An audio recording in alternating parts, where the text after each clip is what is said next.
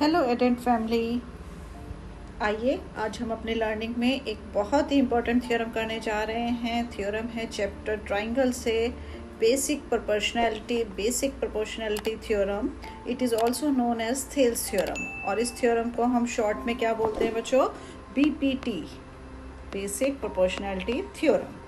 तो चलिए पहले देख लेते हैं जल्दी से ये थ्योरम क्या कहती है।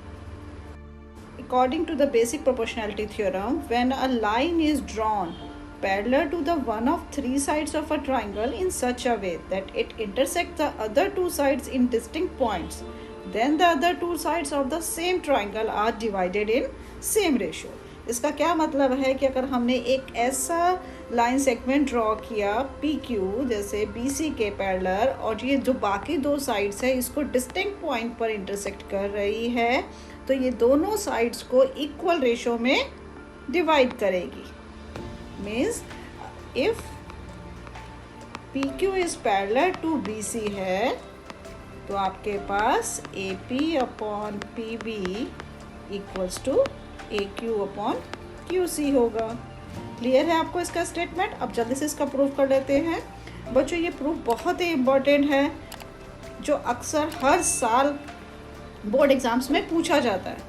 उस थ्योरम के प्रूफ करने से पहले मैं आपको कुछ बातें बताऊंगी ऑब्ट्यूज ट्रायंगल्स के एल्टीट्यूड के बारे में जो हमें इस थ्योरम के प्रूफ करने में मदद करेंगी। देखिए हमें पता है कि एक ट्रायंगल में 3 एल्टीट्यूड्स होते हैं, तीनों साइड के कॉरस्पॉन्डिंग 3 एल्टीट्यूड्स होते हैं।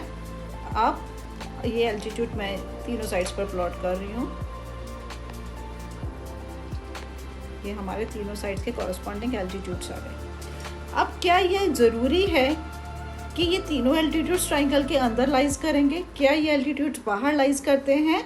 तो इसका आंसर है अगर ये आपका ट्रायंगल एक्यूट एंगल ट्रायंगल है, एक्यूट एंगल ट्रायंगल है तो ये they will lies inside the triangle.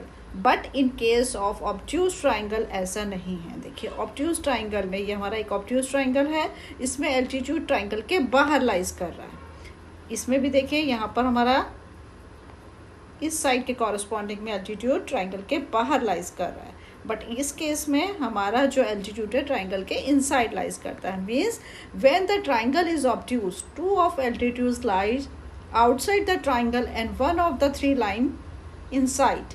Obtuse triangle have 2 external altitudes and 1 internal altitude. Clear है आपको? देखिए जैसे यहाँ पर एक्सटर्नल लाइज कर रहा है, इसमें भी बाहर लाइज कर रहा है और इसमें इनसाइड द ट्रायंगल लाइज कर रहा है। ये पॉइंट आपको ध्यान रखना है जो हमें इस थ्योरम के प्रूफ में आके मदद करने वाला है। चलिए बच्चे अब इसका प्रूफ कर लेते हैं। मैं यहाँ पर इसकी थ्योरम के प्रूफ के जो स्टेप्स हैं वो शॉर्ट में लिखूंगी, आपको डिटेल नोट्स आपके मैं वीडियो के साथ अटैच कर दूँगी, आप वहाँ से उन्हें नोट डाउन कर सकते हैं। तो सबसे पहले मैं यहाँ पर कंस्ट्रक्ट कर रही हूँ एक altitude P M on the side AC and altitude QN on the side AB। चलिए लिख लेते हैं इसको शॉर्ट में थोड़ा सा।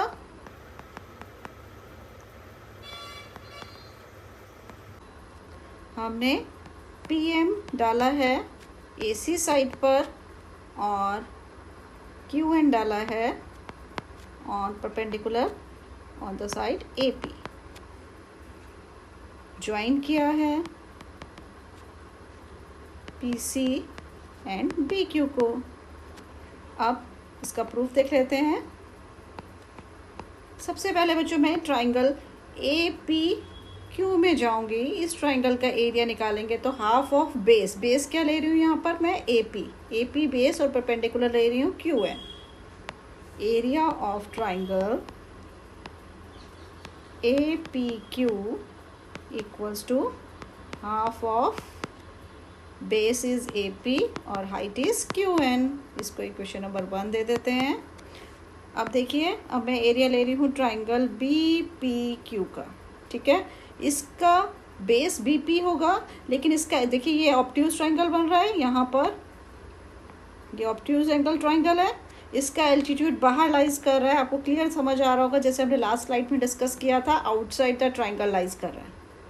इजी हो गया, इसीलिए मैंने इसको आपको पहले एक्सप्लेन किया था कि यहाँ पर कोई आपको दिक्कत ना आए। तो area of triangle B P Q equals to half of B P into Q N. Equation 1 से मैं इक्वेशन 2 को डिवाइड कर रही हूँ। Area of triangle A P Q divide by area of triangle B P Q equals to half of A P into Q N divide by half of B P into Q N से Q N cancel, half से half cancel, A P upon B P. देखिए जो हमें theorem में proof करना था वो था A P upon B P equals to A Q upon Q C. तो यहाँ पर हमें लेफ्ट हैंड साइड का रेशियो मिल गया, इसे हम मार्क कर देते हैं इक्वेशन नंबर 3। ठीक है, चलिए अब आगे चलते हैं। अब मैं इसी ट्राइंगल का एरिया फिर से लिखूंगी।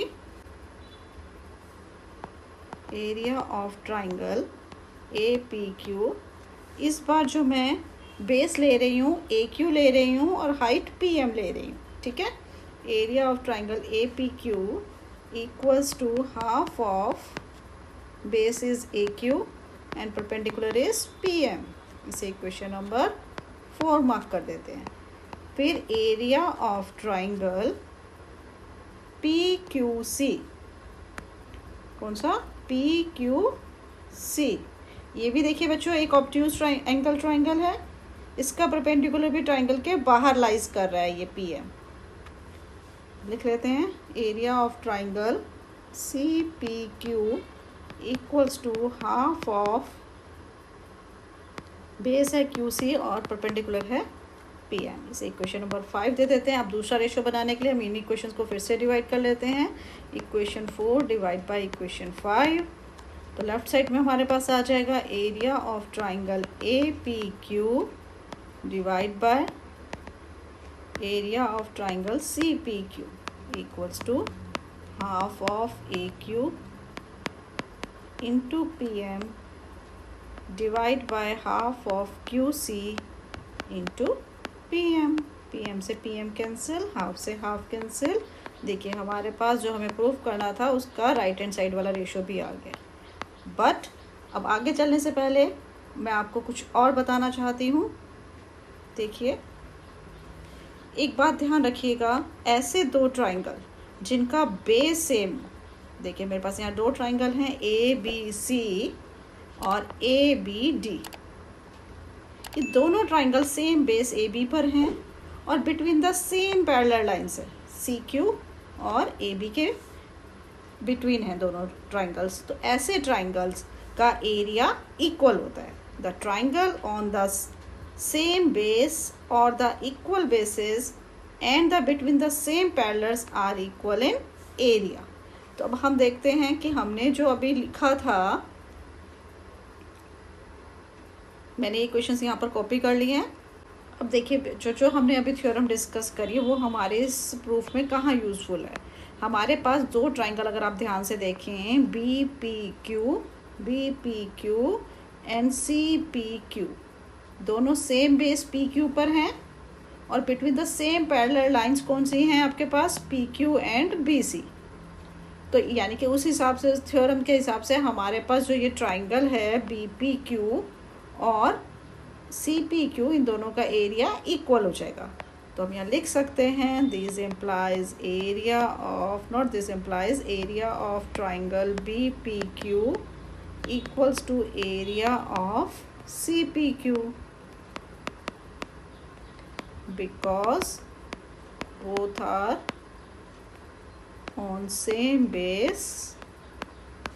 बेस का नाम भी लिख लेते हैं P Q and between the same parallel line and between the same parallel lines।